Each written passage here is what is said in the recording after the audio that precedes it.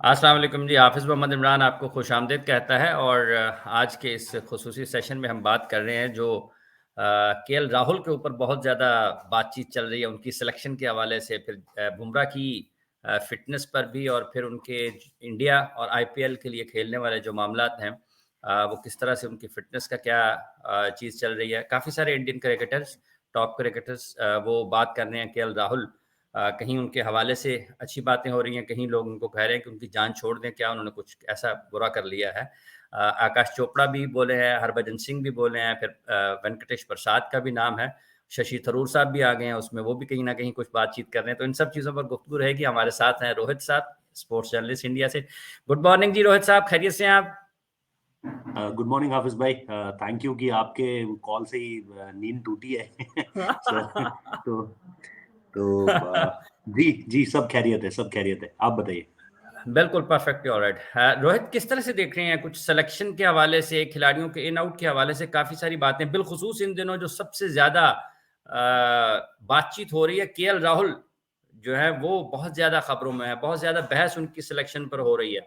आप किस तरह से देख रहे हैं कि वाक़ई ये कोई बहुत बड़ा मसला इस वक़्त नज़र आ रहा है या इसके पीछे क्या ऐसी ख़ास चीज़ है जिस वज़ह से वो बहुत ज़्यादा गुफ्तगू में है? हाफिज भाई, इसके दो तीन चीजों की तरह से आप इसको देख सकते हो। पहली चीज ये कि जब जब भी उनकी फेलियर आई है, टेस्ट क्रिकेट में हो चाहे व्हाइट बॉल फॉर्मेट में हो, तो ये हमेशा से रहा है कि उनके रिश्ते इतने अच्छे रहे, चाहे वो कप्तान हो चाहे वो कोच हो, कि उनको एक लंबी रस्सी जो हम कहते हैं लॉन्ग रोप मिलती है as compared to other players. ये तो ठीक है। एक सच है। 2018 में जब हम इंग्लैंड में थे, तो 2 टेस्ट मैचेस के बाद शिखर धवन और मुरली विजय को बाहर कर दिया जाता है। बाहर से ही वो बाहर हो जाते हैं, उनकी वापसी नहीं हो पाती है। हुँ, तो वहां पर भी केएल राहुल की फॉर्म भी बहुत ज्यादा खराब चल रही थी, लेकिन केएल राहुल को आपने ट्रेंट ब्रिज नॉटिंघम के बाद लॉर्ड्स भी दिया, जबकि लॉर्ड्स के बाद भी आपने आने वाले मैचेस दिए, साउथहैम्पटन भी दिया, ओवल भी दिया। तो अल्टीमेटली क्या हुआ कि उन्होंने जो पांचवा टेस्ट था ओवल में 2018 में, उसमें 100 बना दिया। ड्रॉप हुआ उसके बाद भी हुए, लेकिन उसके बाद टीम में वापस आ गए।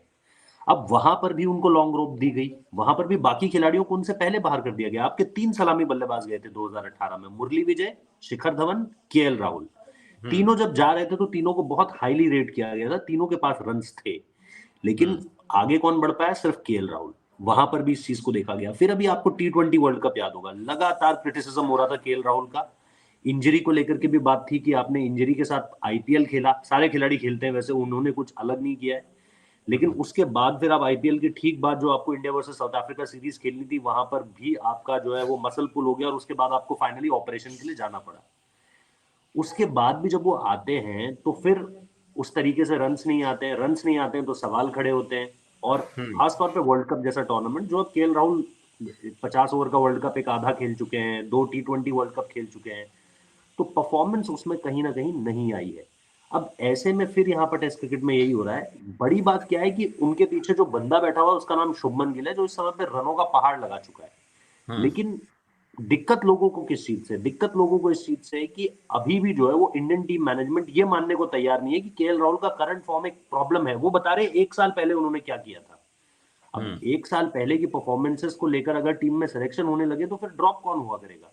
अगर हुँ। आप यही बताने लगे कि यार 1 साल पहले उन्होंने ये किया था, वो किया था, तो मेरे को लगता है वहां ज्यादा परेशानी है। वेंकटेश प्रसाद सिर्फ एक जो ज्यादा ये हो रहा है कि वेंकटेश प्रसाद जो है वो हर दिन एक नई चीज लेकर आ रहे हैं, जो एक पूर्व क्रिकेटर को, मतलब जिसे हम कहते हैं यहाँ पे, एक एक अच्छा नहीं लगता इस तरीके से चीजों को करना। हुँ। आप बात कीजिए, आप आंकड़े दिखाइए, लेकिन आप रोज किसी ना किसी नई चीज के साथ सामने निकल कर आते हैं। जो वो बात कह रहे हैं वो सही है, लेकिन रोज रोज रेगुलरली उस तरह को करना, मेरे ख्याल से वो चीज थोड़ी सी डिमीनिंग हो रही है। ठीक है। अच्छा आपको लगता है कि उनके ताल्लुकात या उनकी जो लाइकिंग है, वो हमेशा से टीम मैनेजमेंट में ज़्यादा रही है? इसकी वजह मतलब लोग ये भी समझ रहे हैं कि शायद रोहित भी उनको सपोर्ट करते हैं एज़ कैप्टन। बिल्कुल, हाँ। बिल्कुल, बिल्कुल, बिल्कुल सही बात है। रोहित शर्मा से भी टी20 वर्ल्ड कप में पूछा गया था। उन्होंने कहा वो बेस्ट प्लेयर है पूरे तरीके से। उन्होंने कहीं नहीं ये मानने से इनकार कर दिया कि भाई कहीं कोई दिक्कत है। तो हुँ, प्रॉब्लम इसी चीज से है कि कोई ये मानने को तैयार नहीं है कि दिक्कत है। अरे ये सबको पता है कि वो one of the best player in the world, one of the most good looking players when it comes to batting. हुँ, जब आप उनको खेलता हुआ देखते हैं, तो उनकी बैटिंग में वो सारी चीजें जो आप एक मॉडर्न क्रिकेटर से मांगते हैं। लेकिन क्या सिर्फ जब तक एग्जीक्यूशन नहीं होगा हाफिज भाई, जब तक आप, वरना तो दुनिया का, अगर आप 125 करोड़ में से 11 में आ रहे हो तो आप में कोई ना कोई बात तो होगी। But if you are not executing those things, अगर आप जो आपसे एक्सपेक्टेशंस है उनका एग्जीक्यूशन ही ग्राउंड पे नहीं कर पा रहे हो, तो फिर मैं क्या करूं उनको, उन चीजों का आप ठीक है। नतीजे ही नहीं दे पा रहे हो। तो beat Rohit Sharma, beat Rahul Dravid, liking है, बहुत स्ट्रांग लाइकिंग है। अच्छा, एक वजह फिर आप समझते हैं कि शुभमन गिल के बहुत ज्यादा रन्स करना है, जिस वजह से बाहर बैठे लोग ये समझ रहे हैं कि शायद माजी में भी केएल राहुल को दूसरों की निस्बत ज्यादा अच्छे तरीके से उनके साथ बर्ताव किया गया, लेकिन इस मरतबा बाहर बैठे शुभमन गिल हैं जो कि डबल 100 भी कर चुके, वनडे में भी सेंचुरी की है, फिर मुख्तलिफ मौका के ऊपर टेस्ट मैचेस में भी जो उन्होंने परफॉर्मेंसेज दी उसने भी इम्पैक्ट क्रिएट किया।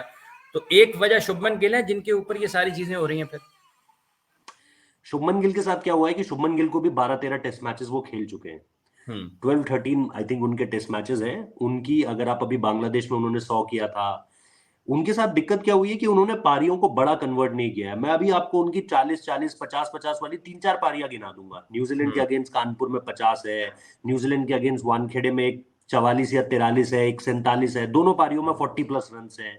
इसके अलावा भी कई ऐसी पारियां हैं जिसको देखकर आप बोलोगे कि स्टार्ट तो मिला लड़के को लेकिन कन्वर्ट नहीं कर पाया। अब वही चीज है, जैसे 200 आपको याद है, 100 आपको याद है, 100 हमेशा याद रहते हैं। तो शुभमन गिल के अगेंस्ट भी अभी लोग ये कह रहे हैं कि भाई शुभमन गिल को भी तो मौका मिला था। शुभमन गिल ने क्या कर लिया टेस्ट क्रिकेट में? जो केएल राहुल के प्रो बोल रहे हैं, जो केएल राहुल के पक्ष में बोल रहे हैं, वो ये कह रहे हैं कि शुभमन गिल ने भी क्या कर लिया टेस्ट क्रिकेट में। डब्ल्यूटीसी का फाइनल उन्होंने खेला था, रन नहीं दे पाए उस तरीके से। तो बात कुल मिलाकर के अब लोगों का सवाल ये भी है कि इंडिया में भी उनका एवरेज कोई बहुत अच्छा नहीं है शुभमन गिल का। मयंक अग्रवाल का एवरेज जिस तरीके से था, या जिस तरीके से शिखर धवन या जिस तरीके से मुरली विजय खेला करते थे, इन लोगों का घर पर भी एवरेज बहुत अच्छा है। शुभमन गिल का घर पर भी एवरेज उतना अच्छा नहीं है। तो क्या हो, लोगों का सवाल ये भी है कि क्या हो कि अब ये अगले 2 टेस्ट मैच जो है इंदौर और अहमदाबाद, ये दे दिए जाए शुभमन गिल को, और शुभमन गिल की सपोज इन 4 पारियों में कोई रन नहीं आते, आप तो पहुंच गए डब्ल्यूटीसी फाइनल, और आप फिर इस कंफ्यूजन में हो कि केएल राहुल को भी बाहर कर दिया और जिस नए को लाए थे वो भी रन नहीं बना पा रहा है। तो फिर आप कहां, फिर आप ना इधर के रहे ना उधर के रहे। फिर आप फिर वही बोलोगे कि जी वो 1 साल पहले केएल राहुल ने लॉर्ड्स में शतक लगाया था, फिर केप टाउन में सेंचुरियन में शतक लगाया था, इस वजह से उनको मौका दे रहे हैं। तो मेरे हिसाब से शुभमन गिल के अगेंस्ट भी हल्की सी वो वाली बात गई है, लेकिन आप इस बिनाफ पे तो बाहर नहीं रख सकते किसी को कि यार अगर ये, आपको मौका तो देना पड़ेगा। मौका जब तक दोगे नहीं तब तक आप किस तरीके से चीजों को एग्जीक्यूट होता हुआ देखोगे। तो मुझे लग रहा है कि आप शुभमन गिल को लाओगे जरूर, लेकिन मुझे नहीं लगता कि अभी इंदौर टेस्ट में उनको मौका मिलेगा। ठीक है। अच्छा, इसका एक मतलब ये भी है कि जैसे अभी आपने कहा कि अगर वो भी परफॉर्म नहीं करते हैं तो फिर आप 1 साल पीछे चले गए। तो आपको लगता है कि फिर डब्ल्यूटीसी फाइनल को देखते हुए जो लक है वो भी फिर केएल राहुल की साइड पे चल रही है? मतलब हाँ, ये है कि इंग्लैंड में उनके रन्स थे, ओवल में मैच है, ओवल आप जानते हो थोड़ा सा, मतलब अगर सब कॉन्टिनेंट की कंडीशंस के आसपास कोई ग्राउंड है तो वो 2 ही ग्राउंड है इंग्लैंड में, साउथहैम्पटन है और एक ओवल है।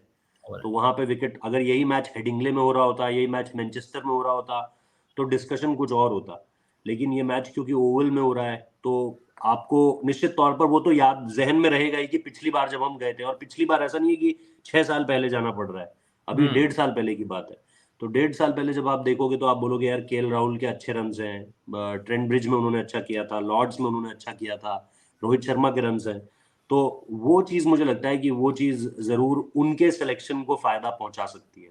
पहुंचा सकती है। बुमराह की फिटनेस के हवाले से क्या चीजें नजर आ रही हैं? कहीं आकाश चोपड़ा भी बोले हैं इस हवाले से कि अगर वो फुली फिट नहीं है तो आईपीएल को देखते हुए अगर उनकी फिटनेस को सामने रखना है तो फिर इंडिया क्रिकेट जो है, टीम इंडिया की जो आने वाले मुकाबले हैं उनके पेश नज़र कुछ ना कुछ इसमें बेहतर फैसले की ज़रूरत है कि अगर वो फुली फिट ना हो तो फिर उनको आईपीएल नहीं खेलना चाहिए। हाफिज भाई, अब 2008 से चल रहा है आईपीएल, और बहुत सारे वर्ल्ड कप आके चले गए, बहुत सारे बड़ी बड़ी सीरीज आकर चली गई, और बहुत बड़े बड़े इंडियन क्रिकेटर आकर चले गए। मैंने नहीं देखा कि किसी ने आईपीएल को छोड़ा और ये कहा हो कि भाई मेरे को, अनटिल एंड अनलेस कोई खेलने के लायक, जैसे दीपक चाहर था पिछले साल, जब आप उठ ही नहीं पा रहे हो तो खेलोगे कैसे? लेकिन अगर किसी भी खिलाड़ी को कॉम्प्रोमाइजिंग सिचुएशन में भी खेलना पड़ा है तो उसने खेला है। मैं नाम नहीं लेना चाहता, बहुत बड़े बड़े खिलाड़ी रहे इंडियन क्रिकेट के जिन्होंने वर्ल्ड कप तक गए हैं। वर्ल्ड कप 2009 का था या 2010 का था, मुझे सही 2010 का था शायद। आप यकीन करोगे कि महेंद्र सिंह धोनी को जब लिस्ट दी गई थी तो उसमें 6 या 7 खिलाड़ी थे, जिसमें 3 खिलाड़ियों की सीरियस इंजरी थी और वो वर्ल्ड कप खेलने में पहुंचे हुए थे। आप आज भी देख लीजिएगा, वीरेंद्र सहवाग से पुल नहीं लग रहा था क्योंकि वो कंधे पे टियर 2 या टियर 3 लेवल की इंजरी थी, लेकिन वो वर्ल्ड कप खेलने पहुंचे हुए थे क्योंकि उससे ठीक पहले आईपीएल था। तो इस और ऐसे बहुत सारे क्रिकेटर्स हैं। और पिछली बार भी जैसा आपको याद होगा, पिछले आईपीएल में भी केएल राहुल बीच फील्ड से चले जाते थे, अपनी हैमस्ट्रिंग के बीच में फिर मसाज करवाते थे, फिर वापस आते थे, फिर चले जाते थे।